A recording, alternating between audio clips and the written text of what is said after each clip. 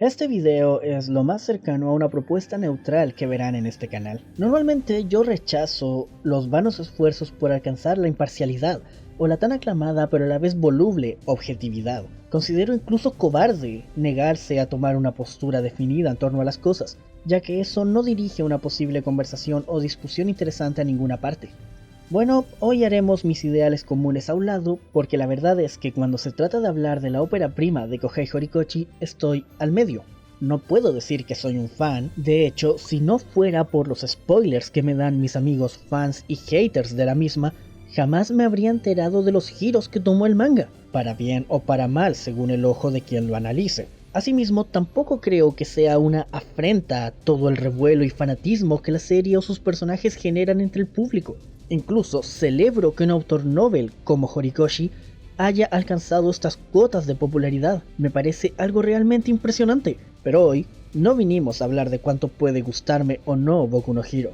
Eso no les interesa. Hoy no vengo a juzgar si es buena o mala tampoco, o qué personajes cumplen o bastardean su rol según la susceptibilidad de qué espectador. No, hoy vengo a hacer evidente un recorrido histórico que siempre estuvo ahí, a simple vista, pero tan a la vista que mucha gente lo pasó por alto. Quiero hacer un pequeño repaso de cómo ha cambiado Boku no Hero Academia a los ojos del público general. Quiero hablarles del ayer y el hoy de una historia. Condensando un poco, la mayor crítica que existía en sus inicios a Boku no Hero era que si bien no estaba nada mal, tenía el techo muy bajo, que todos más o menos veíamos hasta dónde podía llegar esa historia y cómo lo haría también, así como que estaba demasiado inserto dentro del molde de lo que se propone en su subgénero normalmente, en materia de los arquetipos en que se desenvuelven sus personajes y el formato narrativo en que desarrollaba sus arcos. Y por último, la tercera crítica que más resonó entre las redes de la comunidad sobre esta obra era como el mensaje que aparentemente buscaba transmitir bajo una primera lectura superficial se contradecía con las actitudes y situaciones de sus personajes. Yo por mi parte, como nunca estuve totalmente dentro del tren de la serie, jamás me hizo muchísimo sentido los alegatos de sus detractores, pero tampoco era ciego a los huecos en la defensa de sus seguidores que negaban tajantemente las acusaciones. Mi percepción de la misma siempre fue que sin llegar nunca a ser mala, no era la gran cosa. Sinceramente, fue una serie dolorosamente predecible en gran parte de su arranque y planteamiento. El mundo se sintió diminuto durante casi todo el transcurso de la historia y el carisma de los personajes se desperdició casi la mayor parte del tiempo, pero eso tampoco nunca me impidió poder disfrutar a muerte los momentos más desfachatadamente imponentes de la narración. Ahora, si he de decir algo sobre esta historia, es que desde el arco de la Liga de Villanos con el Ejército de Liberación fue cuando el techo del que hablábamos al principio del video fue destruido completamente y la obra recuperó la atención de gran parte del público, un giro en el planteamiento de la historia que rompió las expectativas de la audiencia y alteró totalmente la percepción sobre la dirección de la obra en sí misma. Pero esto no empezó con la Liga de Villanos y el Ejército de Liberación, sino que mucho antes.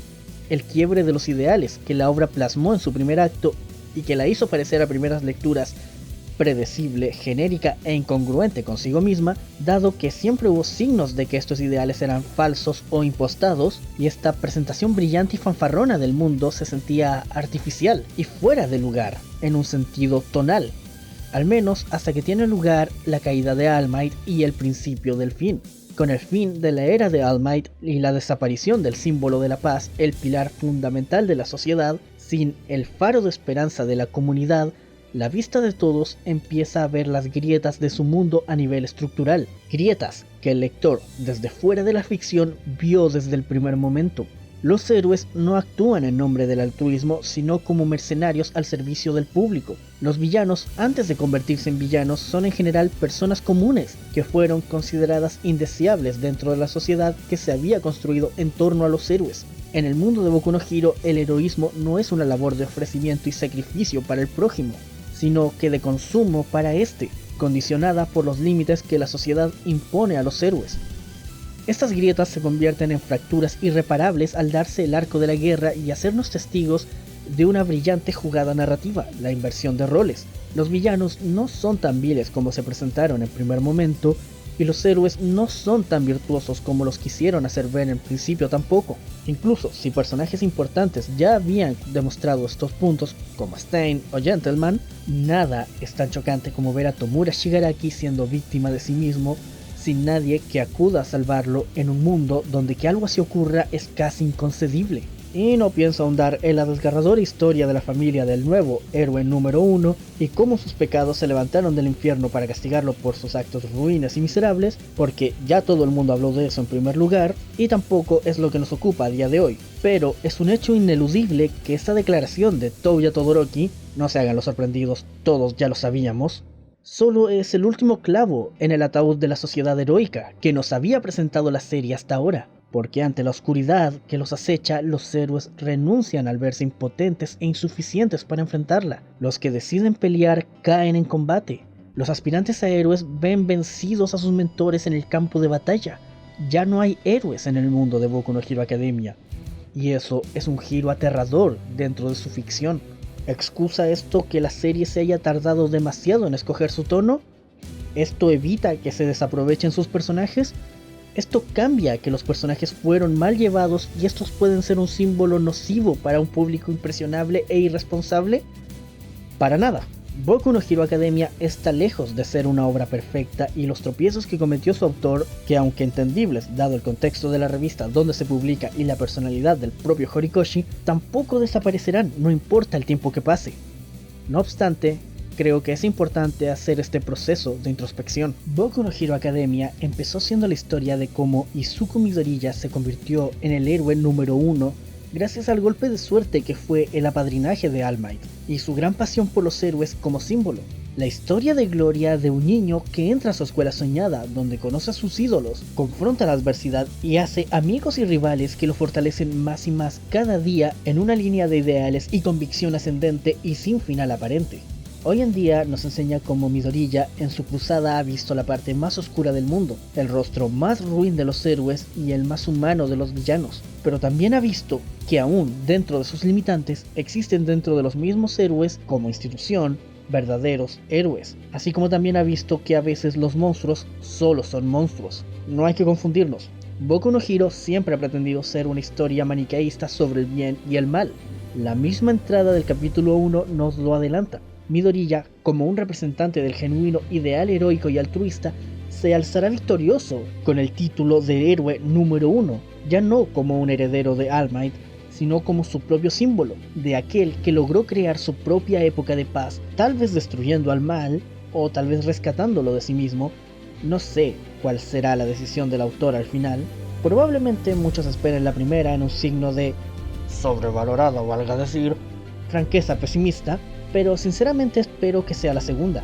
Sería lo más competente y coherente consigo mismo que pueda hacer el autor. Sin embargo, a pesar de tratarse sobre el bien contra el mal, la historia hoy nos pone un escenario mucho más complejo, porque los héroes ya no son necesariamente los buenos y los villanos no son exactamente los malos.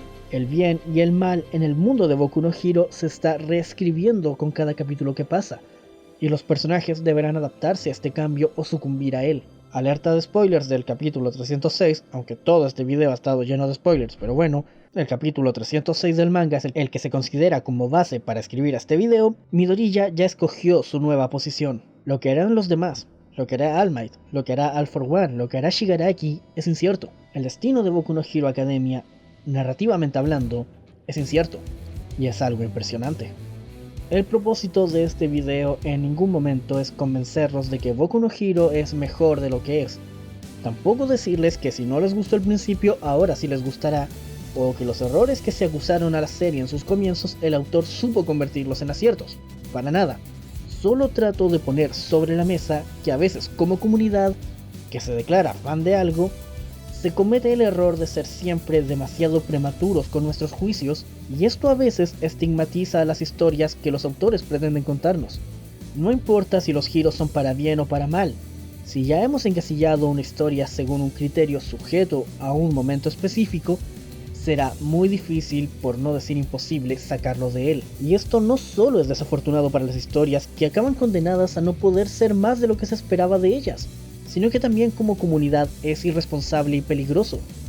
Si abandonamos el criterio crítico, si no cuestionamos lo que creemos y damos por verdadera nuestra impresión que puede estar sesgada por 1.000.000 de elementos y nos valemos únicamente de ello para juzgar el contenido que consumimos, entonces Boku no Hero pudo haber innovado en su forma de narrar su historia, con sus personajes, con los valores y cuestionamientos que la obra plantea a su público, y aún con eso la estaríamos viendo con los mismos ojos como si nada de ello hubiera ocurrido. Boku no Hero no cambió. Sus personajes son los mismos que nos presentaron al inicio del curso, más alguno que otro nuevo. Solamente el autor tuvo tiempo y espacio para desarrollar la historia que quería contar, y es con esa mirada que debería juzgarse no solo Boku no Hero, sino que toda historia, con conciencia, con criterio y con una visión global y responsable de la misma. Fin. No soy muy afín a hacer estos videos tan serios y sobre series que no me apasionan tanto como para subirme encaramado al escritorio en poseso y denigrante espectáculo cuando empieza a sonar el opening. Pero en fin, Boku no Hero a pesar de todo sí me gusta, y creo que lo justo es hacer esta declaración ya no en su defensa, sino como una llamada de atención a la forma en que vemos, nos apropiamos y criticamos las historias. Espero que el formato serio no les molestase y que de verdad disfrutaran el video. Y por supuesto, muchas gracias por su atención. Si les gustó el video, pueden darle like ahí abajo, ya que están ahí, pueden suscribirse y apretar la campanita, que así se enteran cuando sale un nuevo video. Estamos empezando todavía y de verdad eso nos ayuda un montón. También pueden dejar un comentario, yo los leo todos todo el tiempo. Pueden dejarme sus opiniones, dudas, sugerencias y lo que quieran por Twitter, el enlace está ahí abajo en la descripción, y también pueden compartir el video con sus amigos fanáticos de los monos chinos. Particularmente con ese amigo que, como yo, dejó de ver Boku no Hero en la temporada 3. Prometo ponerme al día pronto, de verdad. Y bueno, ya sin nada más que decir, afectuosamente me despido. Un abrazo, yo fui Ryu, y hasta el siguiente video.